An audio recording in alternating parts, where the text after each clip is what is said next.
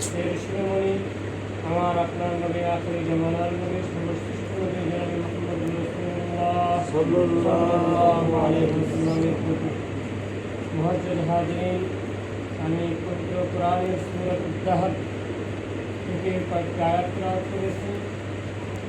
এই সূরার বিষয়বস্তু হলো মানুষের সৃষ্টির শুরুর আগে, মানুষ জন্মের আগে কী ছিল এবং তারপরে কী হবে, মৃত্যুর পরে কী হবে, সব বিষয়ে সবাই আলোচনা করা হয়েছে। একদম ফার্স্ট টু লাস্ট মানুষের বিষয়ে অপর নাম হলো ইনসান, অর্থাৎ মানুষ। একটা নাম হলো সূরাতুল দাহর, অপর নাম হলো সূরাতুল ইনসান। মানুষের সৃষ্টির শুরুর আগে মানুষ কেমন ছিল, মানুষের অস্তিত্ব কোথায় ছিল, কী ছিল মানুষ, এই কথাগুলো স্মরণ করিয়ে দেওয়ার জন্য আল্লাহ তাআলা এই সূরাটি নাযিল করেছেন। সূরা হলো পবিত্র কোরআনের ৭৬ নম্বর সূরা। ক্রমিক অনুসারে সূরার ক্রমিক নম্বর হলো ৭৬। সূরাটা মদিনায় অবতীর্ণ, অর্থাৎ রাসূল সাল্লাল্লাহু আলাইহি ওয়াসাল্লামের হিজরতের পরে যে সমস্ত সূরা নাযিল হয়েছে সেই সমস্ত সূরাকে মাদানী সূরা বলা হয়। সেই হিসেবে এই সূরাটি মাদানী সূরা, রাসূল সাল্লাল্লাহু আলাইহি ওয়াসাল্লামের হিজরতের পরে সূরাটি নাযিল হয়েছে। আল্লাহ তাআলা বলতেছেন, হাল আতা আলাল ইনসানি হিনুন মিনাদ দাহরি লাম ইয়াকুন শাইআন মাযকুরা। যদিও হালকা প্রশ্নবোধক চিহ্ন, কিন্তু এখানে প্রশ্ন করা হয়নি, প্রশ্নের জন্য বলা হচ্ছে হাল আতা আলাল ইনসান, মানুষ তোমরা একবার স্মরণ করে, তোমার সেই কথার দিকে লক্ষ্য করো। হিনুন একটা সময়, মিনাদ দাহরি লাম ইয়াকুন শাইআন মাযকুরা, এমন একটা সময় তোমরা অতিবাহিত করেছো যে সময়টা তোমাদের কোনো অস্তিত্বই ছিল না। আমাদের জন্মের আগে, মায়ের গর্ভে আসার আগে আমরা কার কোন পিতার ঔরসে আসবো, কোন মায়ের গর্ভে আসবো আমরা কেউ জানতে না। কোন মায়ের গর্ভে কি সন্তান হবে আমরা কেউ বলতে পারি না। মুফাসসির ইকরাম এটাই এই সূরার তাফসীরে লিখছেন যে মানুষ জন্মের আগেও, ১ বছর আগেও জানতে পারতো না তার পেটে কী হবে, কবে হবে, এই মানুষটার জন্ম কবে হবে, এই মানুষটার নামটা কী হবে, চেহারাটা কেমন হবে, নাকটা কেমন হবে, উচ্চ লম্বা কেমন হবে, শরীরের গঠনটা কেমন হবে, কিছুই তার জানা ছিল না। সেই কথাই স্মরণ করে দিয়ে বলতেছে, হাল আতা আলাল ইনসান, হে মানুষ তোমরা স্মরণ করো, একটা সময় তোমাদের কোনো অস্তিত্ব ছিল না, এমন একটা সময় তোমরা পার করেছো, একটা সময় তোমাদের অতিবাহিত হয়ে গেছে, যে সময়টা তোমাদের কোনো নাম গন্ধ ছিল না, তোমাদের কোনো ধারণাও ছিল না।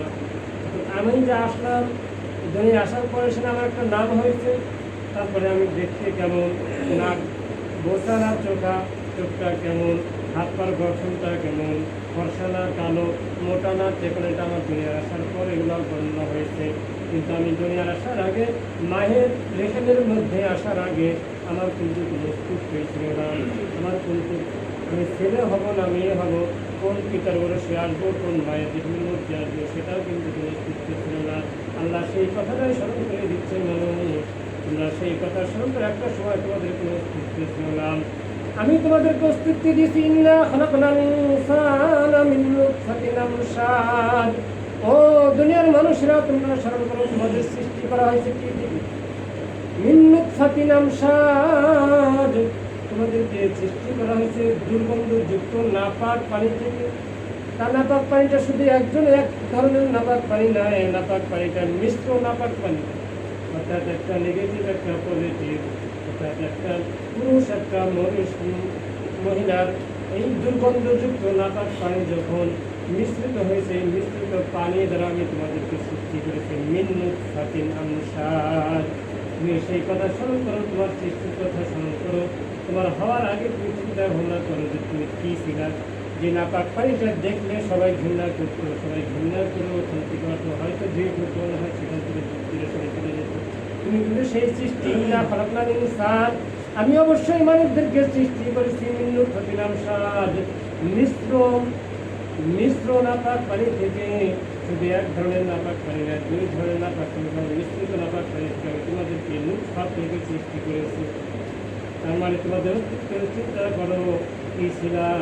এখন তোমাদেরকে আমি সব দেওয়ার পরে তোমরা মনে করছো না যে নাকি হয়ে আমশাজিন নাবতালিহিম ফাজআলনাহু সামিআন বাসীরা, তোমাদের নূতফা থেকে সৃষ্টি করার পর আস্তে আস্তে তোমাদেরকে আমি সামিআন বাসীরা, তোমাদেরকে আমি দুটো চক্ষু দিয়েছি এবং কর্ণ দিয়েছি, শোনার জন্য চক্ষু দিয়েছি, দেখার জন্য তোমাদেরকে আমি শক্তি দিয়েছি, তোমাদেরকে জিনিসগুলো আমি দিয়েছি যাতে করে তোমরা দেখতে পারো, তোমরা শুনতে পারো, মানুষ তোমরা স্মরণ করো না বলতে নেই হিংসা না।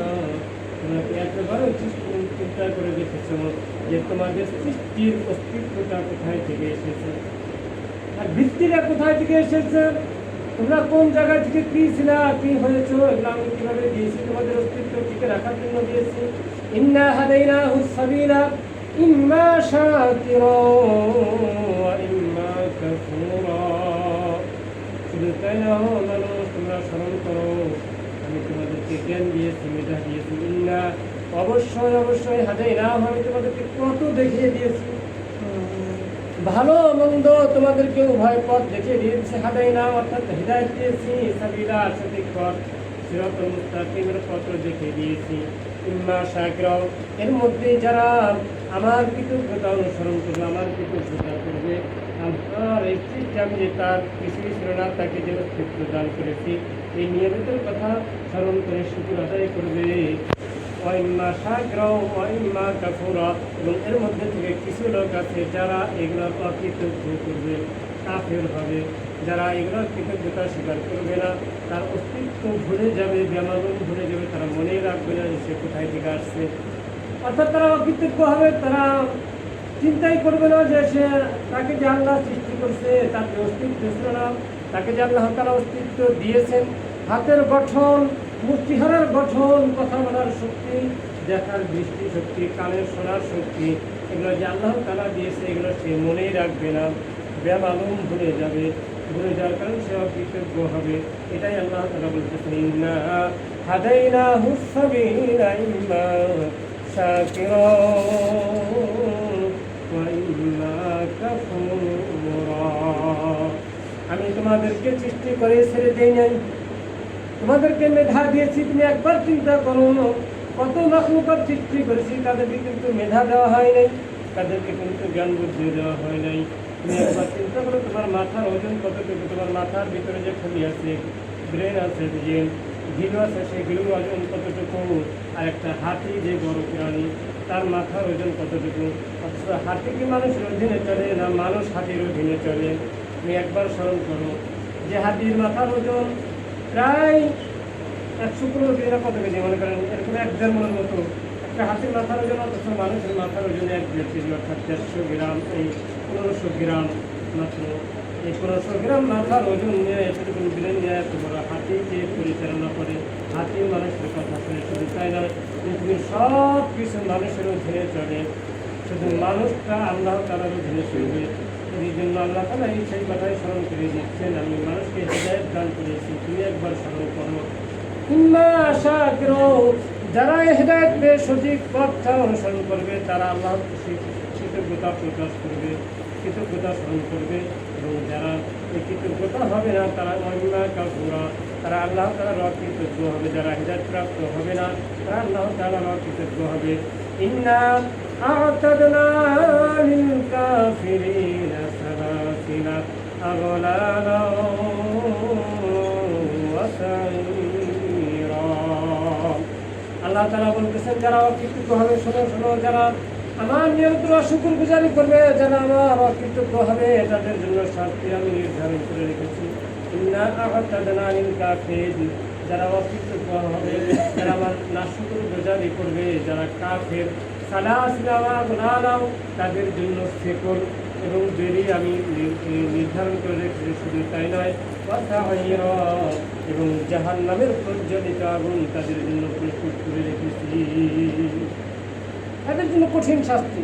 শুধু সেকল না, সেকল দিয়ে বেরিয়ে পড়ানো হবে তাদেরকে, এই সেকল দিয়ে বেরিয়ে পড়ে আবার তাদের জন্য প্রজ্বলিত আগুন, জ্বলন্ত আগুন তাদের জন্য প্রস্তুত করে রেখেছি। যারা এই অকৃতজ্ঞ হবে তাদের জন্য ইন্না আ'তাদনা লিল কাফিরিন, যারাই আমার নিয়মিতের কথা বেমালুম ভুলে যাবে, অস্বীকার করবে, যারা এগুলো নিয়মিতের কথাগুলো স্মরণ করবে না, তাদের জন্য আমি অবশ্যই আমি তাদের জন্য এই শাস্তির বিধান রেখেছি। শাস্তি আমি তাদেরকে দেবই,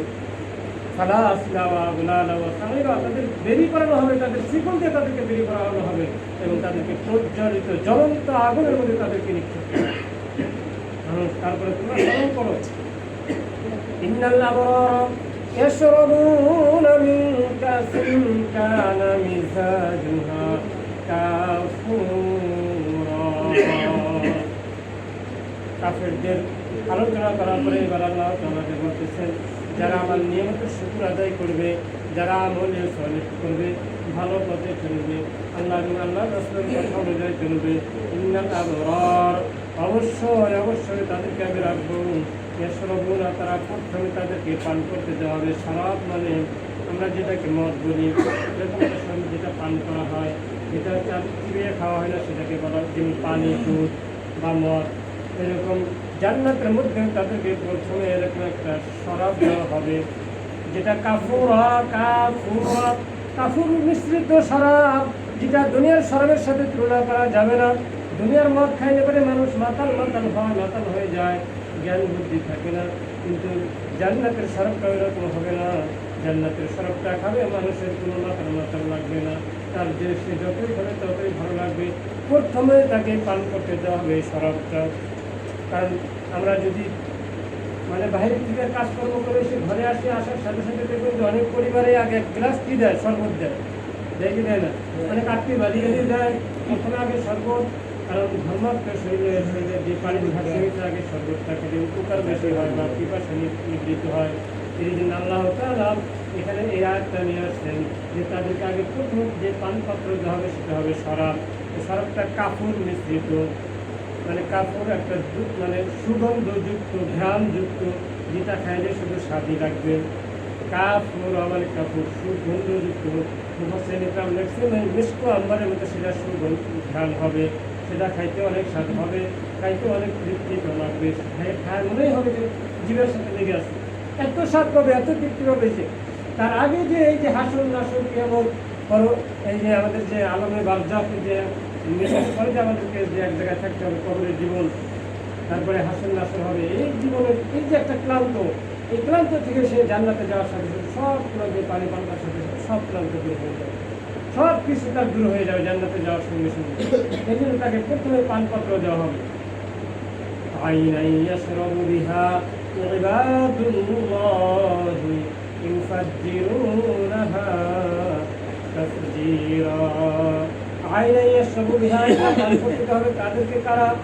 ইবাদুল্লাহ, ওই সমস্ত লোকদেরকে যারা আল্লাহ তাআলার ইবাদত করবে, যারা আল্লাহ তাআলার দাস, আল্লাহ তাআলার গোলাম, আল্লাহ তাআলার বান্দা। ইবাদুল্লাহ বলা হয় ওই মানুষকে যারা আল্লাহর ইবাদতে মশগুল থাকে, যারা আল্লাহ তাআলার দাস, আল্লাহ তাআলার গোলামি করে। ইউফাজ্জিরুনাহা তাফজীরা, এটা তাদের মজুরি হিসাবে, তাদের প্রাপ্য হিসাবে, তাদের প্রতি যে দয়া, এখানে সেই বরফ করে নেই, মানে হচ্ছে তাদের মজুরি। আপনি কাজ করেছেন, কাজের মজুরি হিসাবে পাবেন। আপনি আল্লাহর আনুগত্য করেছেন, আল্লাহ এবং আল্লাহর রাসূল সাল্লাল্লাহু আলাইহি ওয়াসাল্লামের কথা অনুযায়ী চলেছেন, এটা আপনার মজুরি হিসাবে আপনাকে দেওয়া হবে। এটা অনুগ্রহ হিসাবে না, এটা আপনার মজুরি প্রাপ্য হিসাবেই আপনাকে দেওয়া হবে। আপনি পাবেন, আপনি যেটা করবেন সেটা আপনাকে দেওয়াই হবে। আপনি ভালো করবেন, ভালোটা পাবেন, মন্দ করলে মন্দটা পাবেন। দেখেন এই কথাটা, এই আয়াতে এই সূরাতে অনেক ব্যাখ্যা আছে, আর আসলে আমি ব্যাখ্যা দেখতে পাচ্ছি না, শুধু সরল অনুবাদের মতো অনুবাদ করে যাচ্ছে। সূরার শেষের দিকে আরও বিষয় অনেকগুলো কথা আছে, যদিও সবাই সংক্ষিপ্ত যেটুকু আলোচনা আছে। দেখেন প্রথমে আমরা যদি একটু চিন্তা করি যে আমাদের অস্তিত্বটা কোথায় ছিল, প্রথম আয়াতে নিয়ে আসছেন যে তোমার অস্তিত্ব কোথায় ছিল। তুমি একটা সময় ছিল তোমার কোনো নামগন্ধও ছিল না, শেষের দিকে আলোচনা করা হয়েছে তুমি আবার মারা যাওয়ার পরে তোমার অস্তিত্ব কোথায় থাকবে। চিন্তা করো যে 1 জন্ম 2 জন্ম পর, 1 জন্ম পর বা 2 জন্ম পর তোমার 1 বছর বা 10 বছর 20 বছর 50 বছর পর বা 100 বছর পর তোমার নাম কি থাকবে? আমার আপনার নাম কি কেউ মনে রাখবে? 100 বছর পর 200 বছর পর আপনি মনে রাখবে? আমরা সেই কথাই ইসলাম মধ্যে শেষের দিকে বলছে যে এই যে 100 বছর আগে তোমার জীবন অস্তিত্ব ছিল না, তোমার কোনো নাম গন্ধ ছিল না, আবার 100 বছর পরে ঠিক তোমার কোনো অস্তিত্বই থাকবে, কোনো অস্তিত্বই তোমার থাকবে না। এই জন্য মানুষ স্মরণ করো, আমি তোমাদেরকে যে জ্ঞান দিয়েছি, মেধা দিয়েছি, মস্তিষ্ক দিয়েছি, তোমরা সেই সময়টা সঠিকভাবে কাজে লাগাও। আমি তোমাকে কী জন্য সৃষ্টি করেছি সেইটা কাজে লাগাও।